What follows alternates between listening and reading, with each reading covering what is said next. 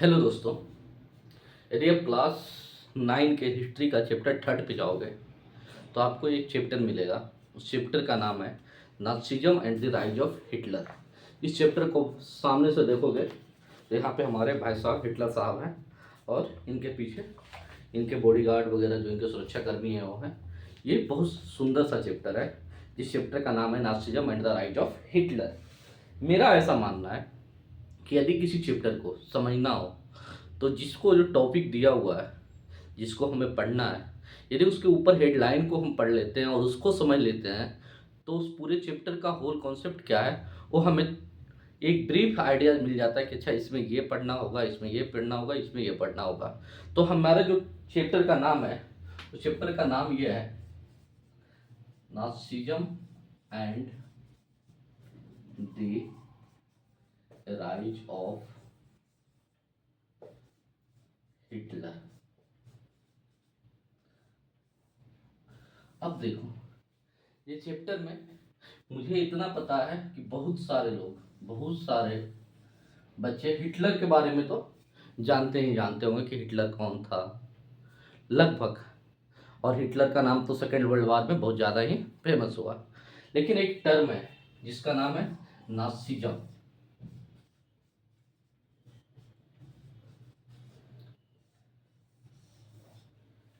अब ये नाज़िज़्म को यदि हम समझते हैं उसके बाद हमें समझ में आएगा कि बेसिक कॉन्सेप्ट है क्या। तो हमने बहुत सारे टर्म सुने होंगे जिसके अंत में ISM लगा हुआ होता है, जैसे कि socialism, communism, communism, liberalism, federalism, capitalism. तो इतने बहुत सारे जो टर्म हैं इस सब में आपने देखा होगा कि क्या लगा हुआ ISM। ये ISM टर्म सारे वर्ड के अंत में लगा हुआ है और उसी में एक वर्ड है नाज़िज़्म, उसके भी लास्ट में क्या लगा हुआ ISM। ये जो नाज़िज़्म है, जितने भी वर्ड मैंने बोला कैपिटलिज्म, सोशलिज्म, कम्युनिज्म को, ये सारे टर्म के लास्ट में जो ISM लगा हुआ है और ये सारे वर्ड हम डे टू डे लाइफ में सुनते भी हैं। लेकिन ये वर्ड नाज़िज़्म हमें कभी कभार सुनने को मिलता है और क्लास 9 का जब हम अपना एकेडमी पूरा करते हैं तो क्लास 9 के चैप्टर 3 में हमें देखने को मिलता है। और जब ये हिस्ट्री के क्लास 9 का चैप्टर 3 में देखने को मिलता है तो मेरा सबसे पहला काम ये होता है कि आखिर ये वर्ड आया कहाँ से और इसका मतलब होता क्या है।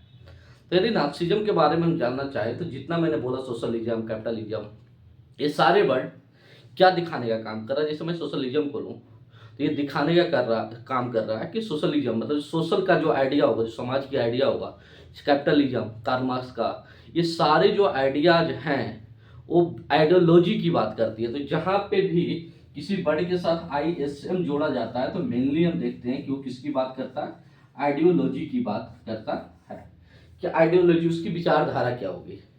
अब वो विचारधारा अलग अलग जगह पे हम देखने को मिलता है, सोशलिज्म के साथ, कैपिटलिज्म के साथ, लिबरलिज्म के साथ, फेडरलिज्म के साथ। लेकिन बात यह है कि ये नाज़िज़्म के साथ जो नाज़िज़्म लिखा हुआ है इसके साथ ISM क्यों लगा। तो हम कर सकते हैं ऐसा कि इसका भी आइडिया पूरी तरीके से कहीं ना कहीं फैला होगा और उसके बाद फैलने के बाद इसका आइडिया फैलने के बाद पूरी तरीके से हम बोल सकते हैं कि इसका एक आइडियोलॉजी बनी होगी और वो आइडियोलॉजी को लोग हम नाज़िज़्म के आइडियोलॉजी के नाम से जानते हैं। लेकिन ये नाज़िज़्म का जो आइडियोलॉजी आया वो क्यों आया, क्योंकि जर्मन में एक पार्टी था जिसका नाम था नाजी पार्टी। क्या नाम था भाई, Nazi party.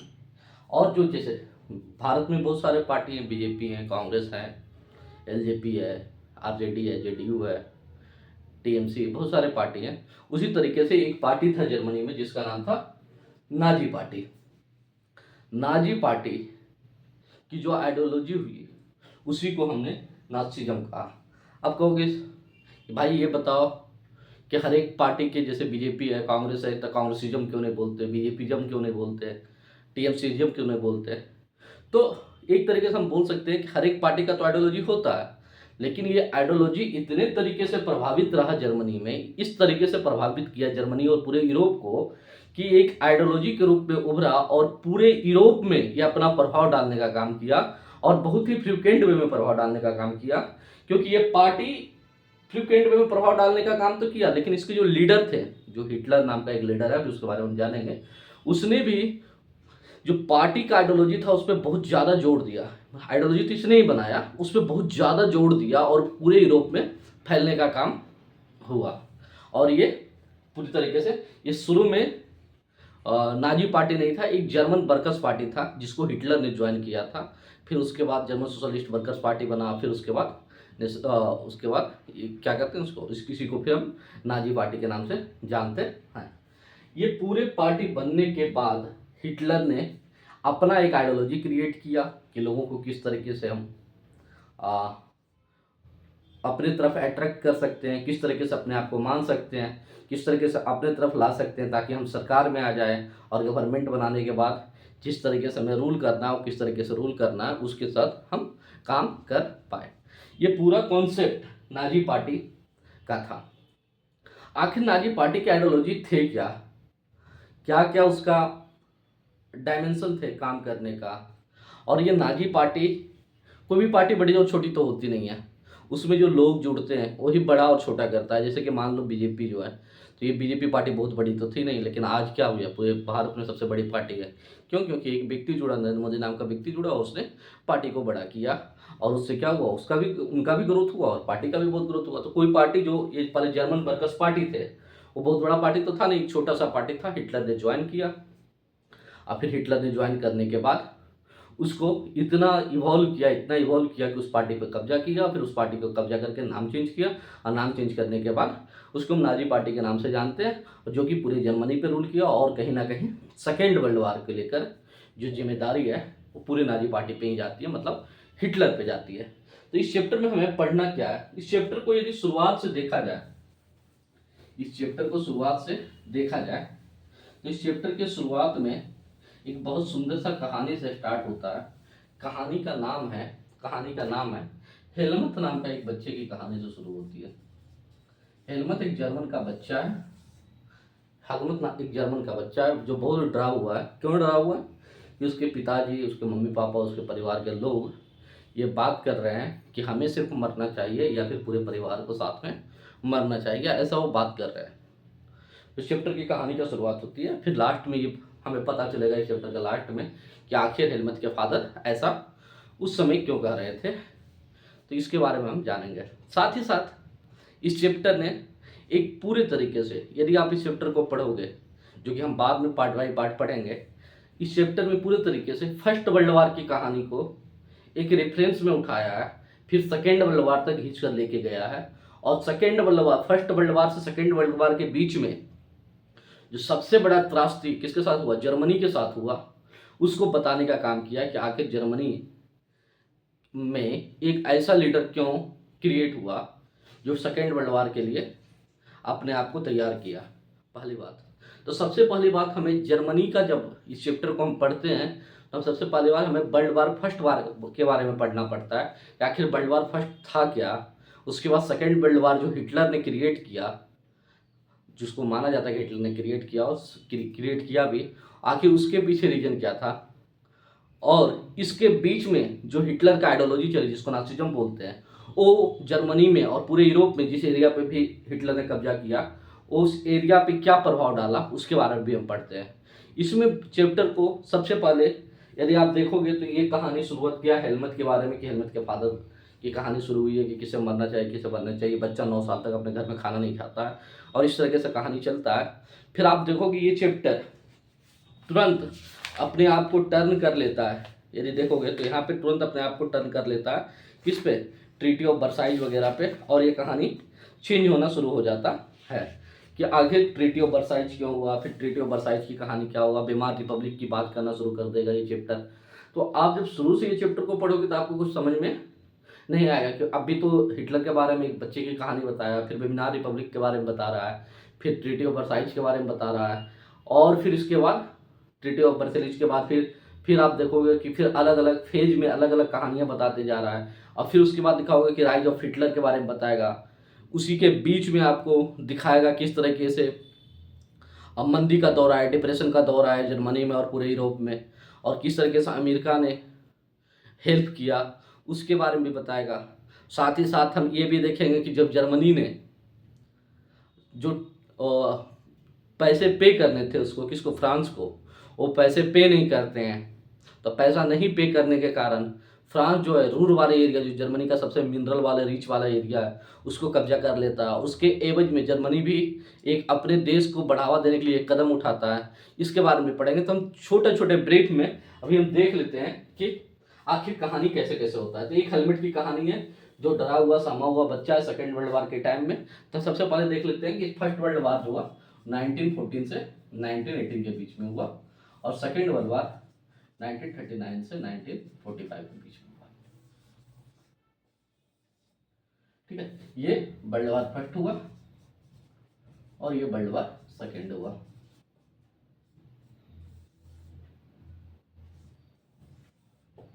World war first खत्म होने के बाद, ऐसा बोला जाता है कि वर्ल्ड वार फर्स्ट खत्म होने के बाद, वर्ल्ड वार फर्स्ट खत्म होने के बाद एक ट्रीटी ऑफ वर्सेली या वर्साई की संधि भी बोलते हैं,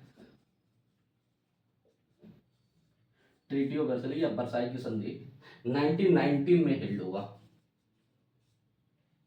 और ये जो ट्रीटी था ये बहुत ही हार्श था, किसके लिए, जर्मनी के लिए। क्योंकि जब second world war first world war खत्म हुआ तो यहाँ की जो राजा थे वो अपने कंट्री छोड़कर भाग गए।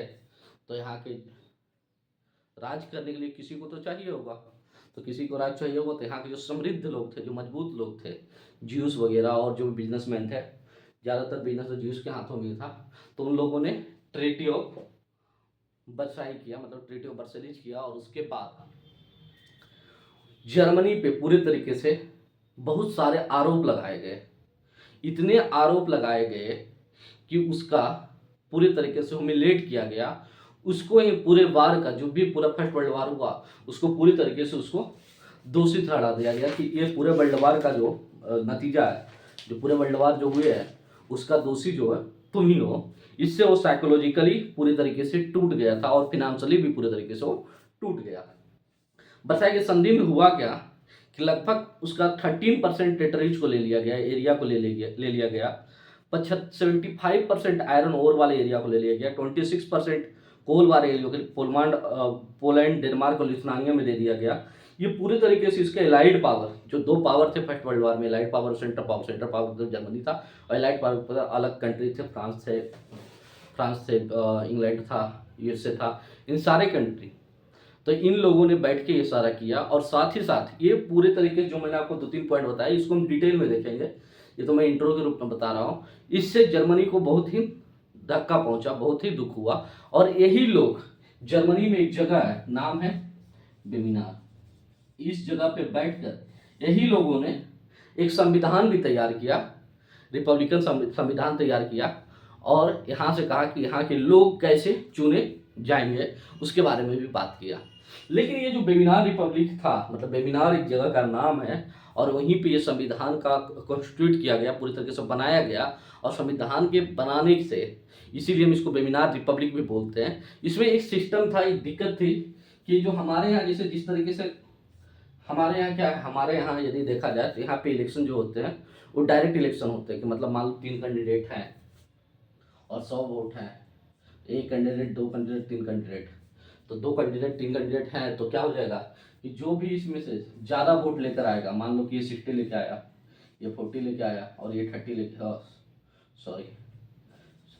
और 10 लेकर आया, तो इसमें हमें क्या करना पड़ेगा, इसे क्या करना पड़ेगा, बताना पड़ेगा कि भाई ये जीत गया। या फिर इसी में से यदि देखा जाए कि ये 40 लेकर आया, ये 50 लेकर आया और ये 10 लेकर आया, तो इसमें 50 लाने वाला भी जीत जाएगा। लेकिन बेमिनार रिपब्लिक में एक सिस्टम ऑफ गवर्नमेंट था जिसको हम प्रोपोर्शनल सिस्टम बोलते हैं, प्रोपोर्शनलिटी से चलता था। इसमें कभी भी गवर्नमेंट जो था वो मेजोरिटी में बन ही नहीं पा रहा था, तो हमेशा क्या बनता था, कोलिशन फॉर्म ऑफ गवर्नमेंट बनता था। इसको हम डिटेल में देखेंगे, ये प्रोपोर्शनल फॉर्म ऑफ गवर्नमेंट क्या होता है।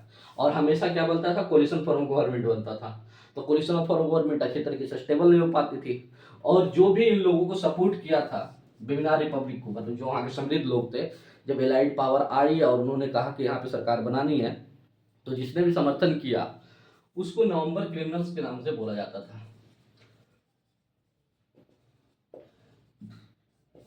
क्या बोला जाता था, नवंबर क्रिमिनल्स। क्यों बोला जाता था? जो भी सपोर्टर थे वेमिनार रिपब्लिक उसको नवंबर क्रिमिनल्स बोला जाता था। क्यों? क्योंकि ऐसा इन पे आरोप था कि जर्मनी जो है सेकेंड वर्ल्ड वार तो फर्स्ट वर्ल्ड वार जीत रही थी, लेकिन इन लोगों ने नवंबर में ही वर्ल्ड वार को रुकवा दिया, इसलिए इनको नवंबर क्रिमिनल्स बोला जाता था। इसके बाद वेमिनार रिपब्लिक होगा। ये बहुत ही फ्रेगाइल फॉर्म ऑफ गवर्नमेंट रहेगा, मतलब ये चलेगी नहीं, आएगी जाएगी आएगी जाएगी, बहुत सारे सरकारें बनेंगी, बहुत सारे गिरते रहेगी, लोगों का विश्वास टूटता रहेगा, लोग बहुत ही हताश होते रहेंगे जर्मनी के बारे में। और ये सरकार कुछ कर नहीं पा रही है, इसके एरिया चले गए हैं, इसके बड़े बड़े जो मिनरल्स वाले हैं, कोल वाले क्षेत्र हैं, आयरन वाले क्षेत्र हैं, उस पर कब्जा कर लिया, आर्मी पे कंट्रोल है, ये सारे ये पूरी दुनिया में ह्यूमिलेट हो चुका है। और एक ऐसी गवर्नमेंट बनी है जो गवर्नमेंट को लोग अंदर दिल से पसंद भी नहीं कर रहे हैं। और इसी के बीच ये जर्मनी में जो चलता रहेगा, इसी के बीच यहाँ पे क्या होगा, डिप्रेशन का दौर आएगा, बहुत ही मंदी आएगा। और इसी मंदी में क्या होगा, इस मंदी के दौरान एक दिक्कत आएगी। क्या दिक्कत आएगी?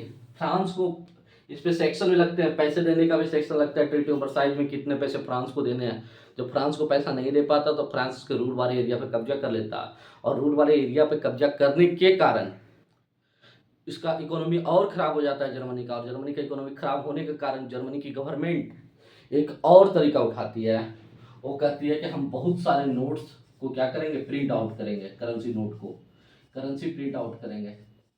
और इस करेंसी प्रिंट आउट करने के कारण वहां पे क्या होगा, हाइपर इन्फ्लेशन देखने को मिलेगा। इन्फ्लेशन ही नहीं, हाइपर इन्फ्लेशन।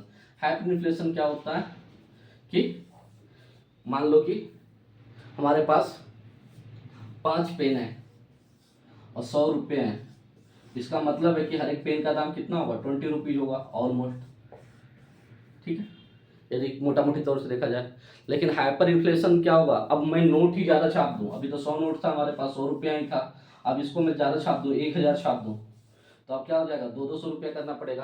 तो करेंसी जितना प्रिंट आउट होगा, जितना करेंसी को प्रिंट आउट करेंगे, उतना इसका रेट बढ़ना शुरू हो जाएगा।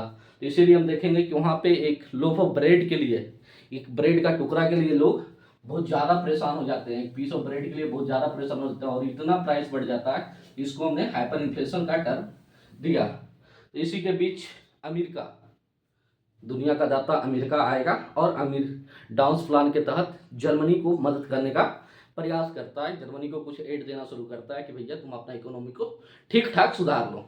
लेकिन ये सुधारने में भी ठीक ठाक चलते रहता है, लेकिन फिर हम देखते हैं कि वहाँ का बैलिस्टिक एक्सचेंज अमेरिका का वो खुद कोलैप्स हो जाता है, और अमेरिका दुनिया में जितने भी पैसे दे रखे हैं, जैसे जर्मनी को मदद कर रहा था और उसका अपना धंधा जो चल रहा था, वो सबसे पैसा लेना शुरू कर देगा, वापस मांगना शुरू कर देगा। इससे पूरा यूरोप का इकोनॉमी नीचे गिरने लगेगा और जर्मनी का स्थिति तो बिल्कुल ही खराब हो जाएगा।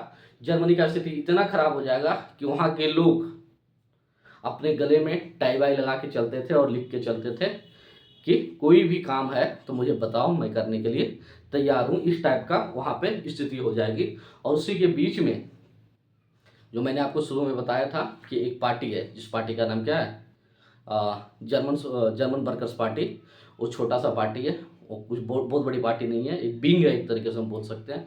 और उस छोटा सा विंग जो है उसमें एक हिटलर नाम का व्यक्ति का आगमन होता है। हिटलर वास्तव में ऐसा नहीं कि हिटलर पहले था ही नहीं, first world war second world war से पहले, मतलब कि इस डिप्रेशन से पहले वो था।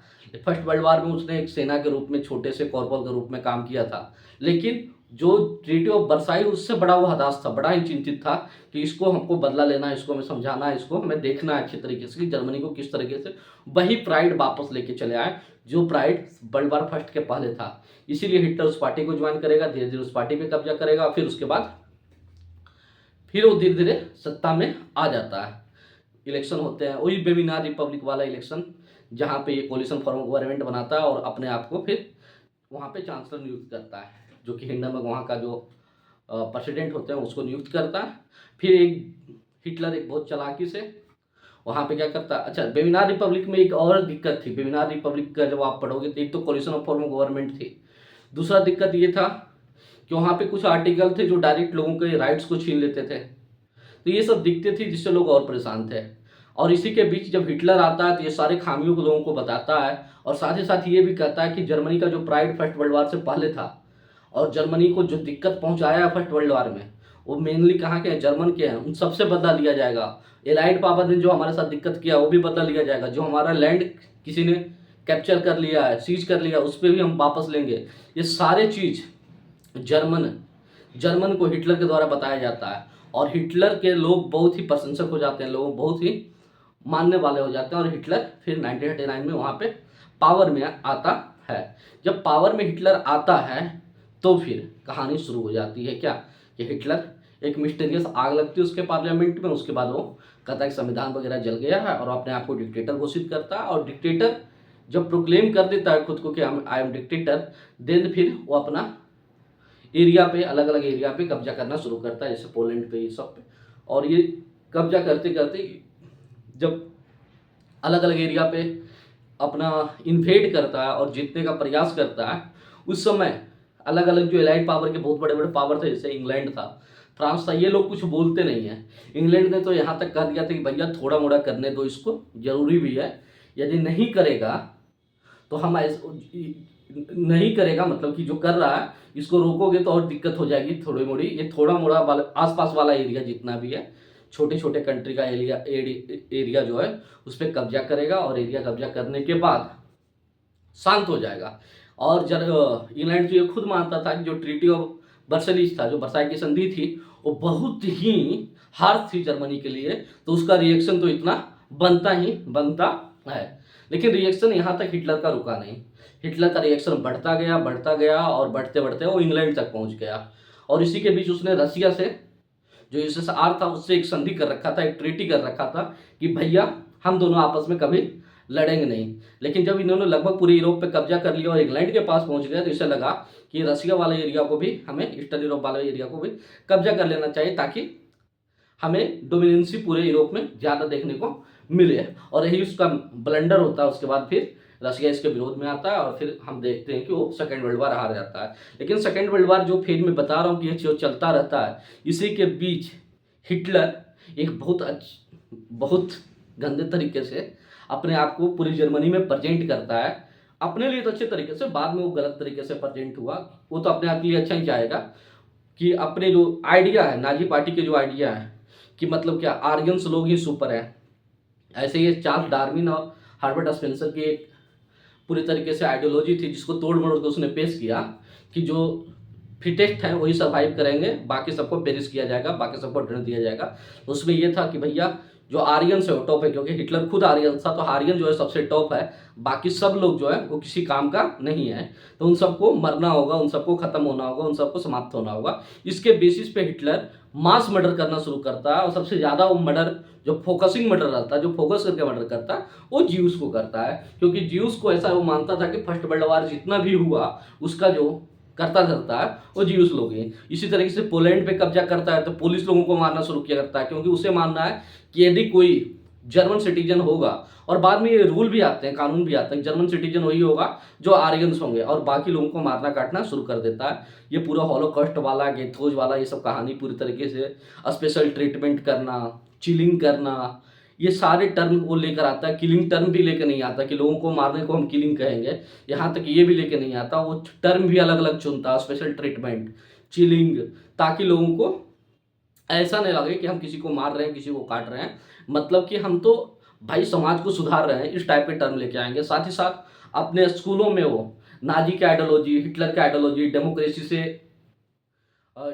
किस तरीके से खराब है, इन सारी चीज़ों के बारे में पढ़ाया जाता है। 10 साल के बच्चे कौन से ग्रुप में ज्वाइन करेंगे, 12 से 12 to 14 ईयर्स वाले बच्चे किस ग्रुप में ज्वाइन करेंगे, इन सारे चीज़ों के बारे में हिटलर ने पूरा प्रिस्क्राइब वे में पूरी तरह की डिटेल एक्सप्लेनेशन के साथ बुक वहाँ पे बनते थे, और हिटलर की गुणगान किया जाता था कि हिटलर का ही आइडियोलॉजी जो है पूरे सुपर है, और हिटलर का आइडियोलॉजी मतलब नाजी पार्टी का सुपर है। इसलिए हम नाजिज्म इस चैप्टर का नाम भी शुरू में रखा कि Nazism and the rise of Hitler. और इस पूरे कहानी को चलने के साथ ही जब सेकेंड वर्ल्ड वार हिटलर हार जाता है, सेकेंड वर्ल्ड वार हिटलर जब हार जाता है तो उसके पहले तो अपने आप को आत्महत्या कर लेता है, उसका जो एक प्रोपेगेंडा मिनिस्टर था वो भी हत्या कर लेता है।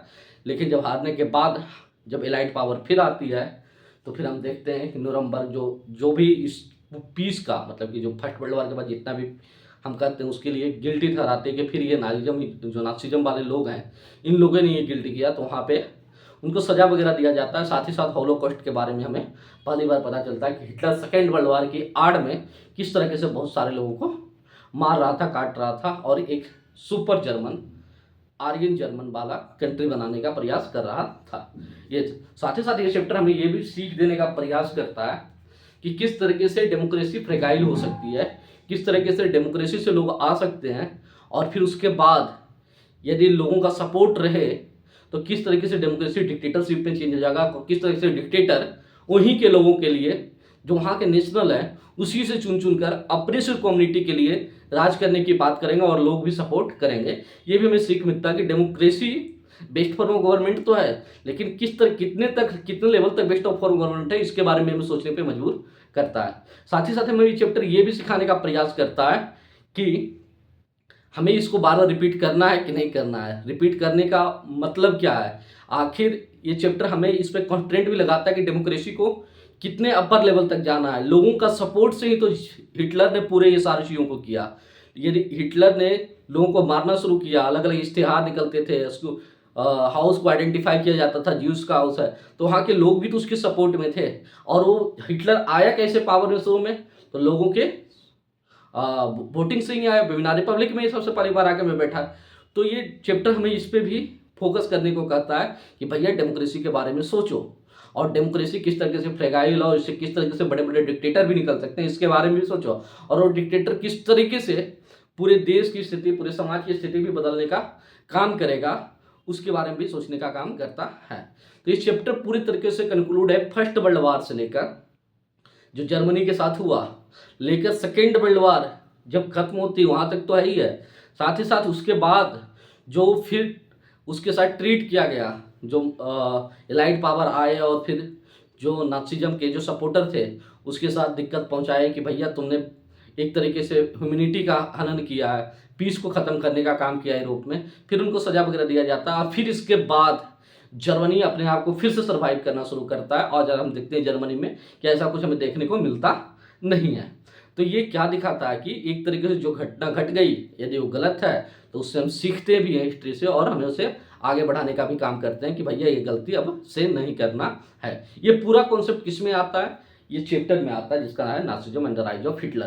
तो हम हिटलर के बारे में पूरे डिटेल से पढ़ेंगे, नाजिज्म का आइडियोलॉजी क्या था इसके बारे में पूरे डिटेल से पढ़ेंगे और ये भी जानने का प्रयास करेंगे कि हॉलोकॉस्ट क्या था, गेथोज क्या था, अलग अलग ग्रुप क्या थे हिटलर के, नाजी ग्रुप क्या क्या थे जिससे अलग अलग स्टूडेंट ज्वाइन करते थे, हिटलर ने किस तरीके से प्रोपेगेंडा फैलाया, क्या वहाँ के लोग प्रोपेगेंडा में बहुत ज़्यादा शामिल थे कि नहीं शामिल थे, कॉन्स्टिट्यूशन बेमिनार रिपब्लिक कॉन्स्टिट्यूशन कितने फ्रेगाइल था, कितना दिक्कत वाली थी, एलाइड पावर कितना दखल दे रही थी, इतना ह्यूमिलेट करना किसी को, किसी युद्ध होने के बाद, किसी वार होने के बाद किसी को इतना ह्यूमिलेट करना कहाँ तक सही है। फर्स्ट वर्ल्ड वार में जो जर्मनी को इतना ह्यूमिलेट किया गया, क्या इतना ह्यूमिलेट करना किसी को सही है या नहीं है, चाहे वो वार का क्राइम हो या ना हो। फिर भी पूरे वर्ल्ड जो फर्स्ट वर्ल्ड वार हुआ उसको एक कंट्री को आप कैसे दोषी ठहरा सकते हो, इसके बारे में भी हम सोचेंगे। क्या कोई कंट्री फिनेंशियली और साइकोलॉजिकली टूट जाए तो क्या इस टाइप का कदम उठा सकता है कि नहीं उठा सकता है फ्यूचर में। और इसके बात को भी हमें ध्यान रखना चाहिए कि किसी भी कंट्री में कोई भी वार लड़े और कोई भी कंट्री हार जाए तो हमें किसी को इस तरीके से इतना डिमोटिवेट नहीं करना चाहिए कि वो पूरी तरीके से निरंकुश हो जाए फिर किसी के समझ में नहीं आए। तो ये सारी चीज़ों के बारे में हम डिटेल से पढ़ने का प्रयास करेंगे इस चैप्टर में। हम पार्ट बाई पार्ट एक वीडियो लेकर आएंगे आपके लिए और समझने का प्रयास करेंगे कि आखिर क्यों ऐसा हुआ, कैसे हिटलर आया, कैसे हेलमट की कहानी है, कैसे गेथोज की कहानी है, इन सारी चीज़ों के बारे में डिटेल से पढ़ेंगे। आज के लिए बस इतना ही। धन्यवाद आपका।